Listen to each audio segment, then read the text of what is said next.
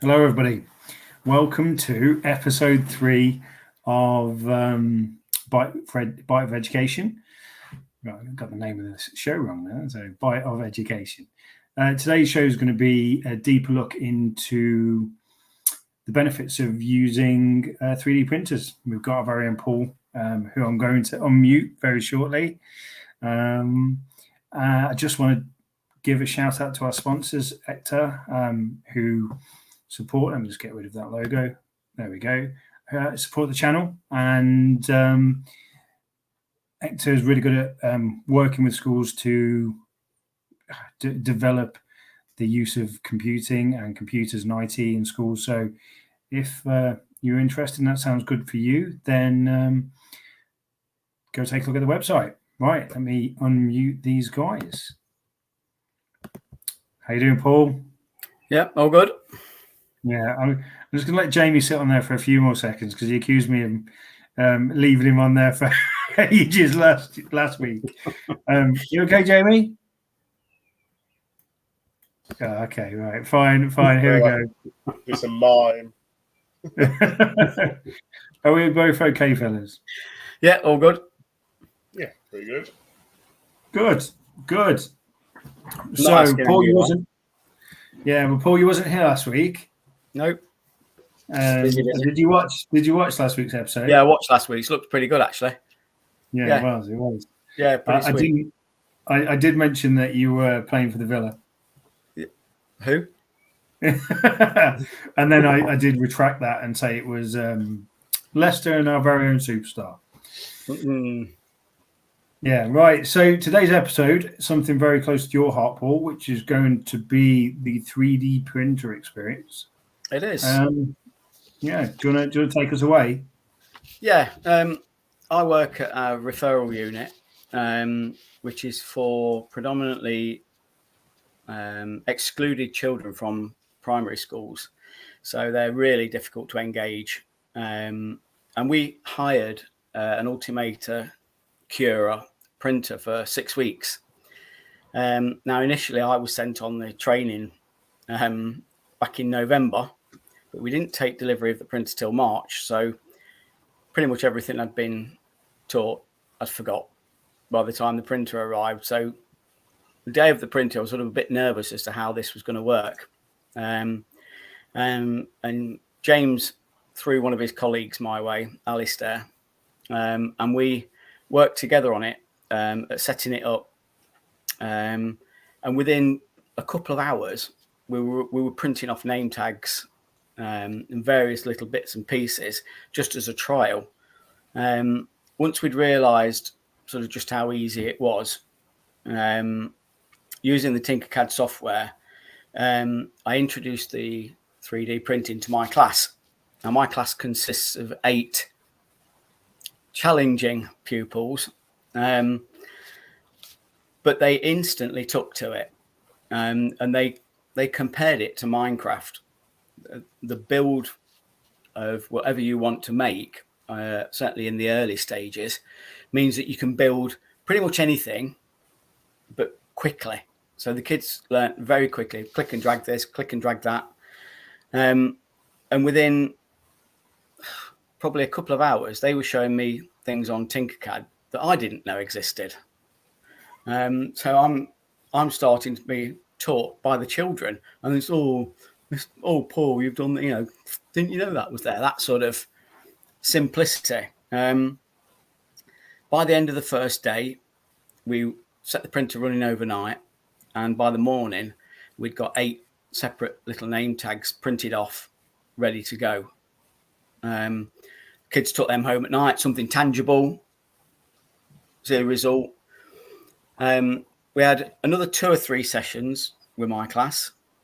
All went equally well, but the designs got to the point where they were wanting to build spaceships and almost get in them. That sort of complexity. I'm thinking, if I set this running tonight and we actually put one through the software and spliced it, and it was going to take 47 hours to print. So we decided to abandon that one. Having only one roll of plastic, we decided we'd probably leave that one out for a while. From there, and this is where it got really good for me, was that we took a chance at inviting one of the other classes in, which meant that we got 16 very challenging children all in one room, but working peer mentoring. So we got one child from my class working with a child from another class, showing them how to use the Tinkercad software. And that just went ridiculously well. We had a whole day of 16 children working together. Okay, it's break time, off you go. No, nobody would go out for break. No, we don't want to go for lunch. They wanted to stay on. We had 5 hours solid of kids completely engaged, which is, Can I ask a question with that? With the another class coming into another class of your setting, so like you said, challenging children, having 8 children thinking that feeling that they don't know what another 8 know, and getting told that information, could that have possibly have been a recipe for an explosion in another area? And that's why I said, I took a chance. I had a word with the head and said, I'm willing to give it a go, but everybody's sort of got to be on standby. And we never had one behavioural issue throughout that whole day. Why? Because they were so engaged. They were all on brand new Chromebooks, so everything was working at speed. We taught them how to send it through to me, to the Cura software, so that I could splice it and get it ready to go onto the printer. And within minutes of them producing just a simple name tag, a bit like the Bite of Education thing, logo, they could print things like that, develop it and print it, and actually see the printer working within, no time at all. The kids today expect everything like that, don't they? Everything's got to be instant. And I think with having the decent Chromebooks, everything's set up running through a reasonable internet, it just worked. We did it with that class, and then they were the year 5s and 6s, and we went down to the year 3s and 4s, and then we took it to the early years and the EYFSs, so the early years foundation stages. And even those kids were just so engaged. They didn't have as long, they couldn't handle it for as long, but we're still talking 2 to 3 hours of engagement, which is phenomenal. Every child in the school took at least one thing home. Some took 3 or 4. Some came back and gave up their breaks to come in to do more work. And that's particularly in our setting, that's just unknown. Such has been the success that we're looking at buying a 3D printer now of our own. So I'm hoping to sort of expand that so that we can then become little loanies ourselves, or have other schools in to see how it's working.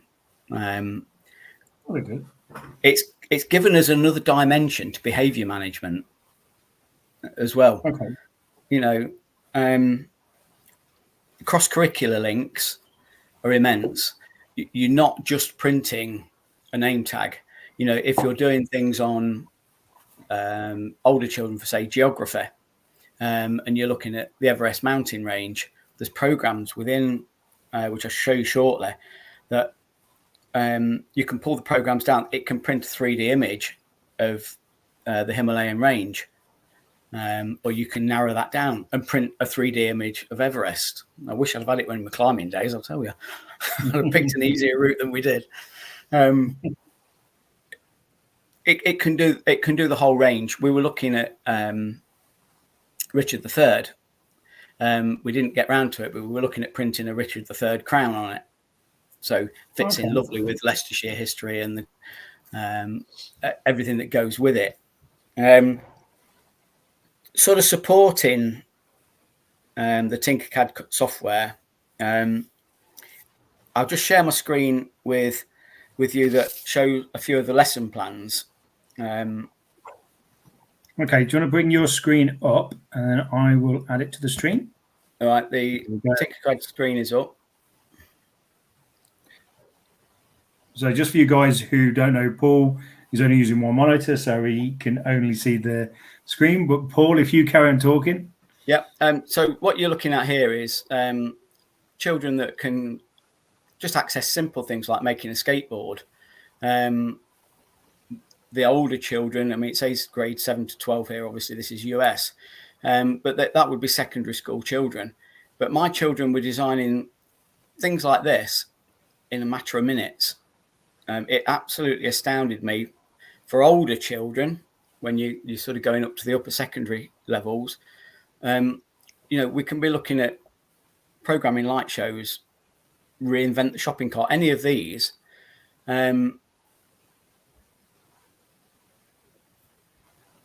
Invent a device that can move through a pipe. My children were trying this. Most of them ended up sort of down at this level, inventing play screens. But if you were to go on show more, they just go on and on and on. Another one, really good website is Print Lab.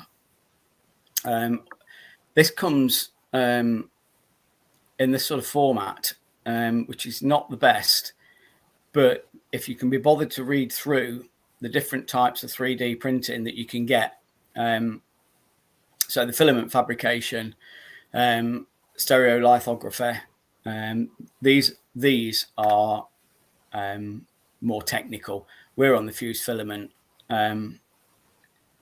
It goes through pretty much everything you'd need to know away from the more bias manufacturers' opinions. So you can end up, 3D modeling these sorts of things. And another level further on is on the MakerBot. It says easy 3D printing, and it really is. And it takes you through the whole lot about what you can get from 3D printing. This would have been from my engineering days, and I know they're now 3D printing out turbine blades, which we would have spent, God knows, well, there's one. We would have spent so long manufacturing, on a standard machine. So I'm going to go back to my main screen. There are three. If I was taking anybody through the basics of 3D printing, these are the three websites I would head for. If I was taking teachers through it, then I would be on the Tinkercad Autodesk, and that would be looking at the lesson plans, and there are hundreds. So I'm just going back to my main screen. Okay. Super. So we've got you here, Paul. So that's really good, and I think it's a good starting place. But let me think of some of the questions that I think the viewers would want to know. So you chatting about this filament and other things. I can imagine that the first thing is fear. So yeah, where would you give 3 steps in getting started? Go on the training and have the training. How did you get the training? Training came with the package. So we hired the 3D printer. The training package came with it, which was just 2 days training, but it was really probably could have been crammed into a day. But have that training fairly close to when you're actually going to receive the printer. But the printer comes literally with step-by-step instructions. So even if you didn't have the training, you could work through it if you got a technical. Even if you're not technical, Alistair and I have done a completely idiot's guide to it. And it really is a step-by-step. Press this, click that, move this. The basic setup from the reel of plastic through to the heated nozzle is dead simple. The whole process is simple. You can get over the fear factor by my head gave me a day completely just to work on the printer. I needed about 2 hours. So the Idiot's Guide that you've done, we'd be happy to share that, wouldn't we? Yeah, without a doubt. Yeah. The type it would make sense that it's going to be for the type of printer that you're using, which is it would, yeah. It's an Ultimaker Cura. Ultimaker Cura. Yeah. So if anybody wants our instructions, Idiot's Guide to get started, if you ever wanted to loan one of these, using an Ultimaker Cura, just email us at biteofeducation@gmail.com. Yeah. And we can respond and get that out to you. Exactly the same if you also have any questions and you didn't want to put it in the comments, which I really would like it. If somebody would start the comments off, be that brave person to go first, and ask us things that we can work through on this show. You can send us an email, or hopefully you can leave a comment on this stream. So we've got here, do the training, find somewhere to hire the printer before buying it. Makes sense. Yeah. Second thing, right, you've got the printer, you've done the training, you're ready to go. What's the next step? Is it literally the person who's done the training doing a lesson with a class? Yeah. Once the person, such as myself, is fluent with it, and I think it's important that whoever is leading the session is fluent before you try and present it to children. So would you do a lesson with the rest of the teachers first? Personally, I would do a lesson with my children, and I would have the other teachers come in to watch. See, if I was teaching, I would do that the second lesson. So the first lesson I would do it with my children, and then the second lesson I would do it with my children with the staff in, just because. And that's what I'm saying. Yeah. So in my experience, you only get first chance, one chance of a first impression. So it's a case of making sure we just get all those road bumps and hiccups out of the way in that first session. But I think the thing is as well, not to go too complex with your first print. It's absolutely essential that the print plate is set level, and it can take a few little practices to get that right. So if you print something in all four corners of your print plate, which is probably about the size of A4, so an A4 sheet, and then half again, to make it into a square, if you like. So probably around about 300 mil, 350 mil square. So if you print something in each corner and it sticks to the glass plate, you're good to go. It took me a while to find that little trick out. But I've asked my couple of questions. I want to get Jamie on it. Jamie's been sitting there very quietly, not listening along. So Jamie, what are you thinking? What's your thoughts on what Paul said and shown? Yeah, I mean, it sounds absolutely incredible, and it really makes me happy to hear that even children in your setting, Paul, that are getting involved with this. I'm just thinking from my setting point of view, when you've got a class of 30 kids, all biting at the bit, 30 of them all on Tinkercad, all creating something, and only one printer, in a mainstream school, do you think it's still possible to kind of go down that route of getting them all printing something? The printer that we hired has been predominantly to mainstream schools. We're one of the exceptions to being such a small setting. And I spoke to the lady at another Leicester school who had it before us, and she'd done 240 prints within the 6 weeks, and she said that was easy, because you can print if you don't set your standards too high on what you're going to print, and you print off something reasonably small. You can do things like key rings, that type of thing, but something tangible, a key ring with the child's name on it. It's so easy to do because you can click and drag the text in. You can print 30 of those off in one go, because the Cura, when you send it through to Cura splicing, it will position it the best possible position, so to ergonomically print these out in the quickest possible time. So you effectively, if you were teaching a class of 30, you could print 30 off in one go. But as I say, if you're doing something 100 mil square by 100 mil cubed, then you're not going to get it, obviously. But if you're printing something 5 or 6 it depends kind of on what you're designing and what your expectations of where you want to go with it, kind of thing. There's a lot of settings within the Tinkercad software that you can then tell the printer to print hollow, solid, something in between, with a framework in between if it's quite a big thing. So if you're printing something like this, you wouldn't print it solid. It will print around and around and around as it's coming up. If you needed it to be a bit stronger so it wasn't squishy, you can put framework in automatically. So things can be quick or slow, and I think if you're doing a class of 30, you have to drop your quality a bit.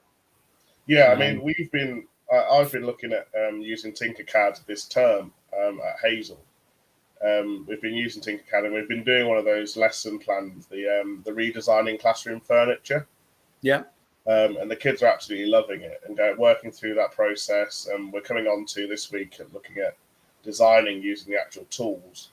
But my one thought of the week when you were talking about this amazing 3D printer was a worry of time. And I know that in mainstream we get maybe 45, 50 minutes for a computing lesson. But from what you're saying, it is very manageable with a 3D printer if you kind of go for the right kind of things. You're not printing on a massive scale. You're just printing things that are 30 mil kind of thing. If you get that plate set up correctly, the way to do it is to set it up and let it run overnight. Yeah.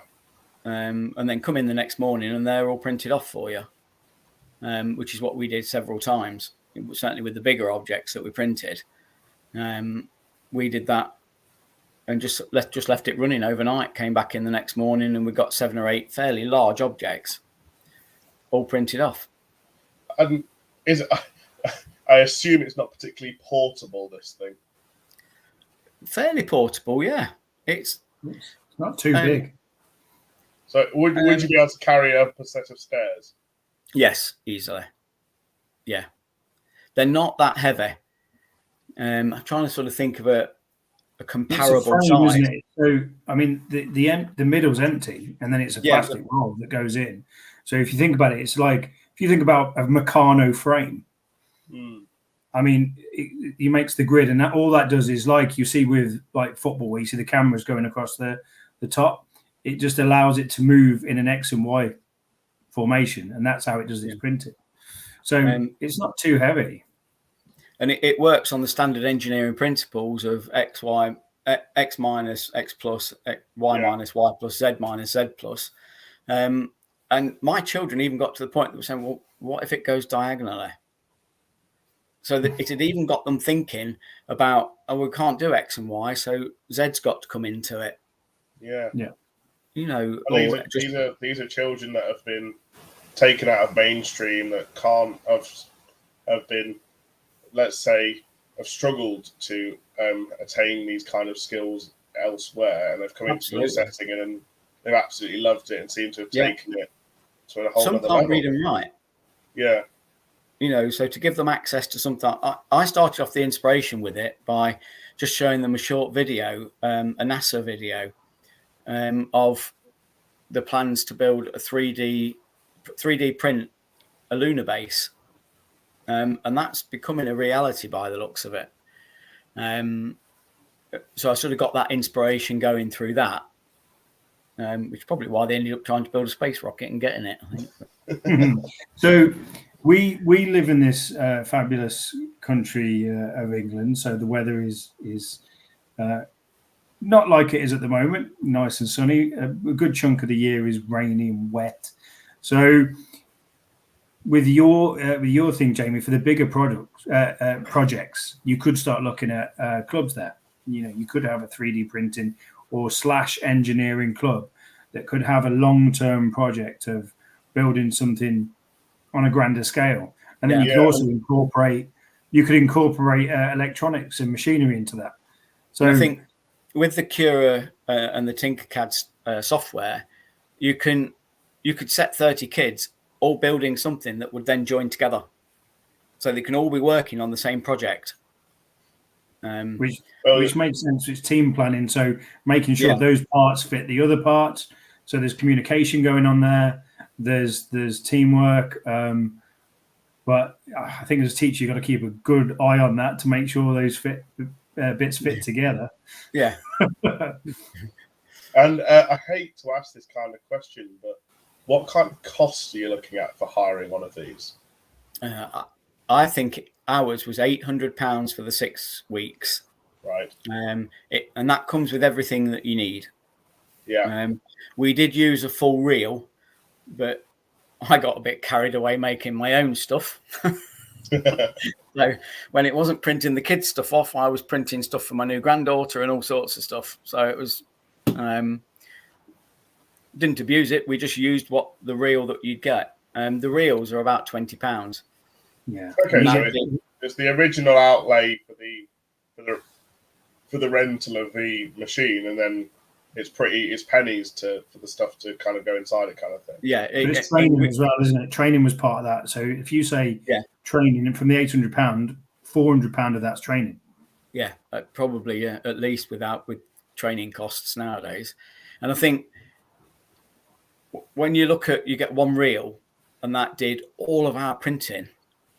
Okay, it wasn't for 6 weeks, but it was certainly over a 4 or a 5 week period. And at £20, we're looking at buying a printer, and they're about 4,000 ish. I personally think we would get that back in engagement with the children in weeks. We can't measure that cost, but with what I saw with the children that we've got, and like with your school, Jamie, having probably more able children, and like you said, James, you could start a club doing stuff like that, an after school club, or lunchtime clubs, that sort of thing. Well, yeah, I've run a after school computing club for the majority of this year, and we've gone through lots of different things such as coding and problem solving, drone driving, stuff like that. Like you've exhausted all of the different things, and I just think, like, in terms of creative media and that side of things, and the ability to start actually engineering that computer science side of technology, building things, I think this is probably like a gap that at our school we haven't quite explored thoroughly enough this year, and that's one of the things I'm looking into next year. And I mean, it's not a cheap outlay, and you've got to convince your senior leadership team to outlay £800 for 6 weeks, which is a big ask. Or would a few schools be prepared to then buy one between themselves? Well, then that's the other thought. If you could say persuade 3 or 4 schools to come together, and then that printer is then shared between the schools, much like the loan scheme was. Yeah, that might make it more affordable, and might make it more attractive. The value of transcending the digital to the physical world, using technology, is something that is hard to replicate in other ways. So it definitely seems like it's